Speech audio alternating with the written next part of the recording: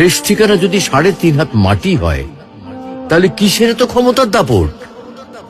ভোর 5টায় মৃত্যু, সকাল 6টায় জানিয়ে দেওয়া হবে মাইকে, 8টায় শেষ গোসল করানো হবে, 9টায় তোমাকে নতুন কাপড়ে সাজানো হবে, জোহরের নামাজের পরে তোমার আলিশান বাড়ি থেকে বের করে নিয়ে যাওয়া হবে, 2টায় তোমার জানাজার নামাজ পড়ানো হবে, 2:30টায় তোমাকে কবরে নামিয়ে ফেলা হবে। মাটি দেওয়া শেষ হয়ে গেলে কেউ তোমার জন্য দোয়া করবে আর কেউ চলেও আসবে। এই তো জীবনের শেষ আয়োজন। তো কিসের তো অহংকার, কিসের তো ক্ষমতার দাপট? হ্যাঁ, ক্ষমতা কারোর জন্য চিরস্থায়ী নয়। অন্যায় ভাবে কাউকে ঠকালে একদিন ঠিক নিজেকেও ঠকতে হবে, এটাই নিয়ম। হ্যাঁ, এটাই নিয়ম।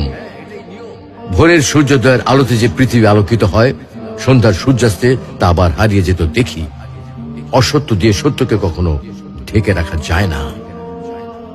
প্রকৃতি বড়ই নির্মম। কবে কখন কোথায় কার উপর আঘাত হানে তা একমাত্র উপরওয়ালাই ভালো বলতে পারেন। অহংকার আর দাম্ভিকতা পতনের লক্ষণ, তাই অহংকারী না হয়ে সহনশীল হন। ক্ষণস্থায়ী এই দুনিয়ায় কেউ চিরস্থায়ী নয়।